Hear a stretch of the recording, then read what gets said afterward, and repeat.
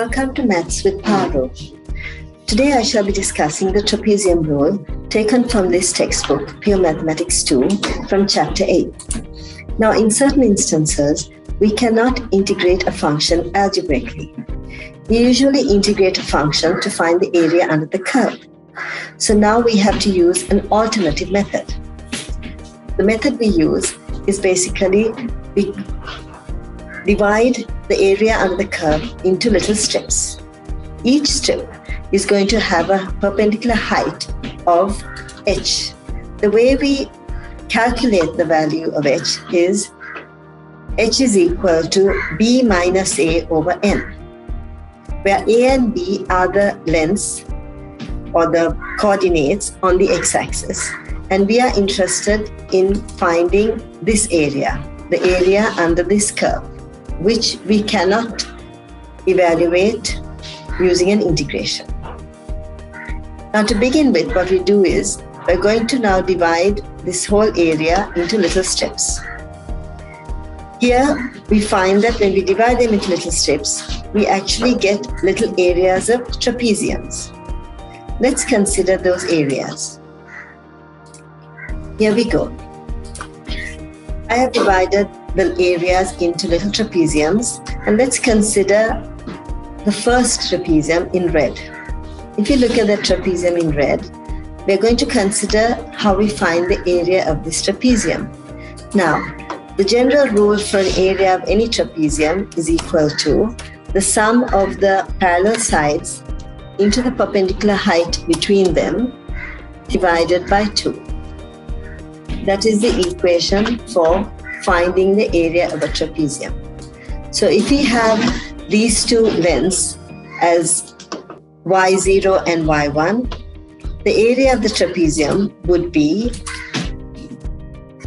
a is equal to y0 plus y1 over 2 into the perpendicular height, which is h. Now we calculate this for each of the trapeziums. So the red one would have an area of half h into y0 plus y1. The blue color trapezium would have an area of half h into y1 plus y2. And we keep breaking it up into so many steps. And the last trapezium, green, would have an area of half of yn minus 1 plus yn. Now let's see what happens when we add all of them. Here we go.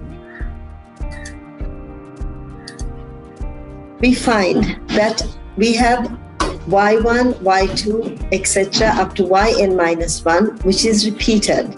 And so we can factorize all of them, and we can write half h outside, which is common to everything. We have the first term, which is y0, and the last term, which is not repeated. So y0 and yn is not repeated, but we find that everything in between is repeated.